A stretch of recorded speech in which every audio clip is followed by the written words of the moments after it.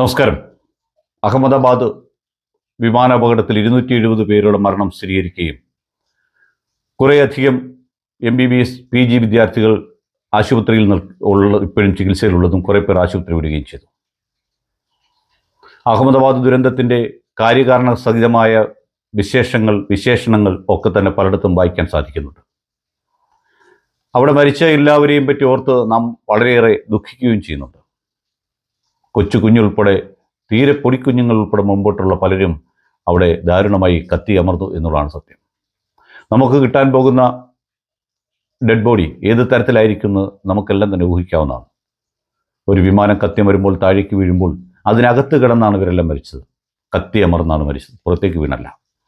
ഈ കൂട്ടത്തിൽ എന്തുകൊണ്ടാണ് കേരളം ഇത്രയേറെ ഈ നമ്മുടെ രഞ്ജിത എന്ന് പറയുന്ന കോഴഞ്ചേരി സ്വദേശിയുടെ മരണത്തെപ്പറ്റി ചിന്തിക്കുന്നതെന്നുള്ളതാണ് നാം ഇത്തരുണത്തിൽ ഓർക്കേണ്ടത്.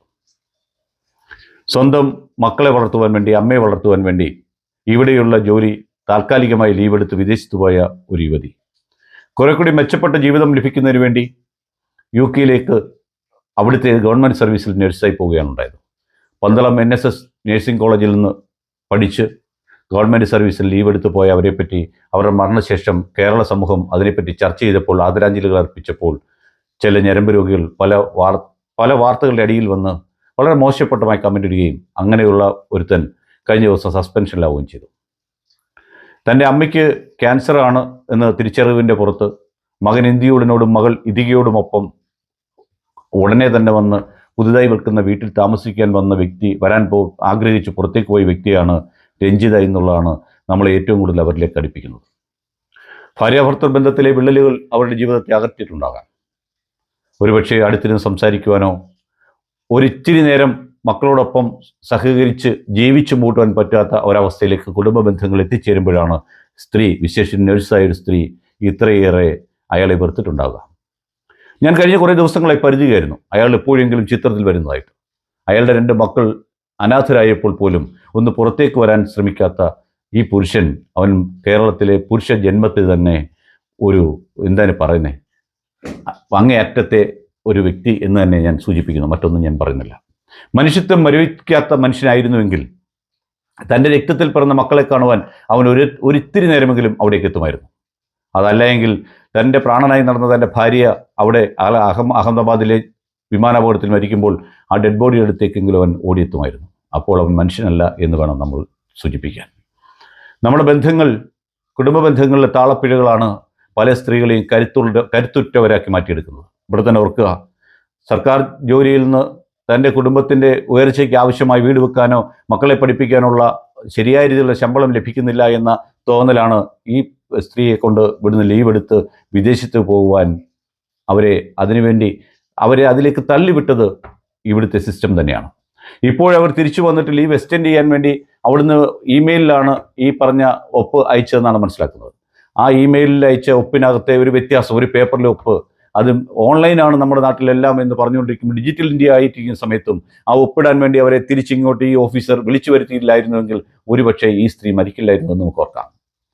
പറയുന്നവരൊക്കെ പറയും ദൈവം വിളിച്ചാണല്ലോ, ആ സമയത്ത് വിളിച്ചാണല്ലോ എന്നൊക്കെ പറയാം. പക്ഷേ അതായിരുന്നു ചെയ്യേണ്ടത്. അതിൻ്റെ കുഴപ്പം കൊണ്ടാണ് അവർക്ക് ഇപ്പോൾ ഇടയ്ക്ക് വരേണ്ടി വന്നതാണ് അവരുടെ മരണത്തിന് കാരണമായതെന്നുള്ളതാണ് സത്യം. ചെറിയ ചെറിയ അസ്വാരസ്യങ്ങൾ നമ്മുടെ കുടുംബ ബന്ധങ്ങൾ ഉണ്ടാകുമ്പോൾ അത് ഭാര്യയും ഭർത്താവും തങ്ങൾ പറഞ്ഞ് വിശ്വസിപ്പിച്ച് സ്നേഹിച്ച് അത് ചർച്ച ചെയ്ത് പരിഹരിക്കുകയാണ് ഓരോ വീടുകളിലും ചെയ്യേണ്ടത്. ഈ അമ്മമ്മ തുളസി എന്ന് പറയുന്ന അമ്മ, ആ കുട്ടികളുടെ മുത്തശ്ശി, അവർ രോഗിയാണ്. എത്ര നാൾ അവർക്ക് ഈ കുട്ടികളെ അവരിഷ്ടപ്പെടുന്ന രീതിയിൽ കൊണ്ടു നടക്കാൻ സാധിക്കും? പിന്നെ സത്യം പറഞ്ഞാൽ കുഞ്ഞുങ്ങൾ അനാഥരായില്ലേ എന്നാണ് ഓർക്കേണ്ടത്. വിവാഹബന്ധം വേർപെടുത്തണം എന്ന് എപ്പോഴെങ്കിലും പ്രശ്നങ്ങളുണ്ടായി വേർപെടുത്തണമെന്ന് ആഗ്രഹിക്കുന്ന പുരുഷന്മാരും സ്ത്രീകളും സത്യത്തിൽ കുട്ടികൾക്ക് ജന്മം കൊടുക്കാതിരിക്കുകയാണ് ചെയ്യേണ്ടത്.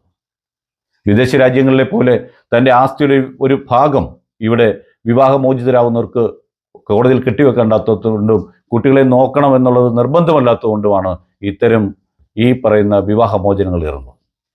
ഒരു വിവാഹമോചനത്തിലേക്ക് എത്തിക്കുന്നതിന് മുമ്പുള്ള പ്രശ്നങ്ങൾ പരിഹരിക്കുവാൻ തക്കുന്ന രീതിയിലുള്ള കൗൺസിലിംഗ് സെൻ്ററുകൾ നമ്മുടെ നാട്ടിലില്ല എന്നുള്ളതാണ് സത്യം.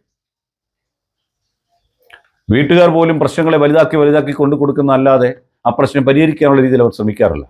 തൻ്റെ മക്കളോടൊപ്പം തൻ്റെ മക്കൾ കല്യാണം കഴിച്ചു പോയി കഴിഞ്ഞാൽ അവർ തങ്ങളുടേതല്ല, അവർ വേറൊരു വീടാണ് എന്ന് പറയുന്നതിനോടൊപ്പം തന്നെ അവിടെ എന്ത് നടക്കുന്നു എന്ന് ചിന്തിക്കുവാനും അത് പഠിക്കുവാനും ഈ അച്ഛനമ്മമാർ തയ്യാറാകേണ്ടിയിരിക്കുന്നു. ഇനി അതല്ല, ഇതിനൊരു സൊല്യൂഷൻ കണ്ടെത്താൻ വേണ്ടി ഒരു അഡ്വക്കേറ്റിന് അടുത്ത് ചെന്നാൽ അയാളുടെ ജോലി എന്താണ്? വിവാഹബന്ധം വേർപെടുത്തുക എന്നുള്ളതാണ്. അതിനിപ്പോൾ കമ്മീഷൻ വ്യവസ്ഥയിലാണ് വക്കീലന്മാർ നിൽക്കുന്നത്. ഇതിനുവേണ്ടി തന്നെ ഇരിക്കുന്ന കുറേ വക്കീലന്മാരുണ്ട്. കുറേ വാചകങ്ങൾ ഒരേ രീതിയിൽ അടിച്ചിട്ടിട്ട് പേരും അഡ്രസ്സും മാത്രം മാറ്റി കൊടുക്കുന്ന പലരെയും നമുക്ക് കാണാൻ സാധിക്കും. അവരുടെ ജോലിയായിരിക്കാം, പക്ഷേ അവർ ചെയ്യുന്ന ജോലിക്ക് ആനുപാതികമായി ഇവരെ രണ്ടുപേരെയും കൂടി വിളിച്ചിരുത്തി ഒന്ന് കൗൺസിൽ ചെയ്താൽ, കേസിൻ്റെ ആരംഭത്തിൽ തന്നെ കൗൺസിലിംഗ് ചെയ്താൽ പല ബന്ധങ്ങളും തുടർന്നു പോകും എന്നുള്ളതാണ് യാതൊരു സംശയമല്ല. ചെറിയ ചെറിയ അഡ്ജസ്റ്റ്മെൻറ്റുകളും ചെറിയ ചെറിയ പ്രശ്നങ്ങളും ഒന്ന് ഒഴിവാക്കിയാൽ പല ബന്ധങ്ങളും മുമ്പോട്ട് പോകാൻ സാധിക്കും. അങ്ങനെ വരുമ്പോൾ അച്ഛനും അമ്മയും ഇല്ലാത്ത ഒരവസ്ഥയിലേക്ക് ഒരു കുഞ്ഞുങ്ങളും എത്തിച്ചേരില്ല എന്നുള്ളതാണ് രഞ്ജിതയുടെ മരണം മുമ്പോട്ട് വെക്കുന്ന കാരണം. അനാഥത്വത്തിൽ നിന്ന് തൻ്റെ കുഞ്ഞുങ്ങളെ നല്ല രീതിയിലേക്ക് വളർത്തിക്കൊണ്ടുപോകാൻ, അച്ഛൻ്റെ സാന്നിധ്യമില്ലാതെ സാമീപ്യമില്ലാതെ സ്നേഹത്തോടെ വളർത്തിക്കൊണ്ടുപോകാനാണ് ഒരു അമ്മ 40 വയസ്സ് പ്രായമുള്ള ഈ സ്ത്രീ പരിശ്രമിച്ചത് എന്നാണ് നമ്മൾ ഓർക്കേണ്ടത്. നമ്മുടെ സംസ്ഥാനത്ത് മെച്ചപ്പെട്ട ജീവിത രീതിയുള്ളത് എത്ര പേർക്കാണ് എന്നുള്ളത് നിങ്ങൾ നോക്കുക. മെച്ചപ്പെട്ട ജീവിത രീതിയുള്ള ആരും തന്നെ ഈ പറയുന്ന രീതിയിൽ ഗൾഫിലേക്ക് പോകാൻ തയ്യാറാവില്ല എന്ന് നിങ്ങൾ ഓർക്കുക. സംസ്ഥാന സർക്കാരിൻ്റെ ജോലിക്ക് വേണ്ടി നമ്മളും കണ്ടതാണ് ഈ അടുത്ത സമയത്ത് PSCയുടെ മെമ്മോയ്ക്ക് വേണ്ടി, അഡ്വൈസ് മെമ്മോയ്ക്ക് വേണ്ടി തിരുവനന്തപുരം സെക്രട്ടേറിയറ്റിന് മുമ്പിൽ സ്ത്രീകൾ സമരം ചെയ്തത്. ഇനിയെങ്കിലും നമ്മുടെ ഭരണകർത്താക്കൾ ഞങ്ങളെ സ്വിറ്റ്സർലൻഡ് ഒന്നും ആക്കണ്ട, മാന്യമായി ജീവിക്കാനുള്ള വേതനവും മാന്യമായി ജീവിക്കാൻ അവസരവും ഈ സമൂഹത്തിൽ ജനങ്ങൾക്ക് ഉണ്ടാക്കി കൊടുക്കണം.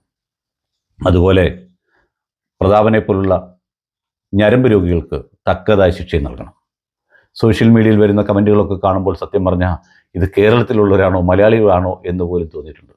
എൻ്റെ പല വീഡിയോസിൻ്റെ അടിയിൽ വന്നിട്ട് പലരും കമൻറ്റ് ഞാൻ കണ്ടിട്ടുണ്ട്. ഞാനൊരു കക്ഷി രാഷ്ട്രീയത്തിനോ ഒരു വ്യക്തിക്കോ വേണ്ടിയല്ല സംസാരിക്കുന്നത്. പലപ്പോഴും നിഷ്പക്ഷമായി സംസാരിക്കാനാണ് പലപ്പോഴും ആഗ്രഹിക്കുന്നത്. അത് കുറ്റപ്പെടുത്തപ്പെടുന്നത് നിങ്ങൾക്കിഷ്ടമുള്ള ഒരാളാകുമ്പോഴാണ് നിങ്ങൾക്ക് പ്രശ്നങ്ങൾ ഉണ്ടാകുന്നത്. ഇവിടെ ഒരു കാര്യം എടുത്തു പറയട്ടെ. അവളുടെ പേരിലറ്റത്തൊരു വാലുണ്ട്, നായർ സമുദായം എന്നുള്ളത്. നായർ സമുദായത്തിൻ്റെ സംസ്ഥാനത്തെ പോപ്പ് എന്നറിയപ്പെടുന്ന സുകുമാരൻ നായർ ഒരു വാക്ക് ഈ മരണത്തിന് ശേഷം ഒരു അനുശോചനമായി പറഞ്ഞതായി ഞാൻ കണ്ടില്ല. എല്ലാ പത്രങ്ങളിലും നോക്കി, ഒരിടത്തും കണ്ടില്ല. ചങ്ങനാശ്ശേരിയിൽ നിന്ന് ഈ പറഞ്ഞ സ്ഥലത്തേക്ക് പുല്ലാട്ടേക്ക് വരുവാൻ വളരെ കുറച്ച് ദൂരമേ ഉള്ളൂ. ആ വീടൊന്ന് സന്ദർശിക്കാൻ പോലും അദ്ദേഹത്തിന് തയ്യാറായില്ല എന്നുള്ളതാണ് സത്യം. ആളും ആരോ എല്ലാം ഒഴിയുന്ന ഒരു അവസ്ഥയുണ്ടാവും ആ വീട്ടിൽ. അപ്പോഴാണ് ആ അമ്മയ്ക്കും ആ കൊച്ചുമക്കൾക്കും ആരുടെയെങ്കിലും തണലും സാമീപ്യവും അനിവാര്യമായി വരുന്നത്. അതിനുവേണ്ടി വേണം എല്ലാവരും ഇനിയുള്ള ദിവസം കാത്തിരിക്കേണ്ടത്. നന്ദി, നമസ്കാരം.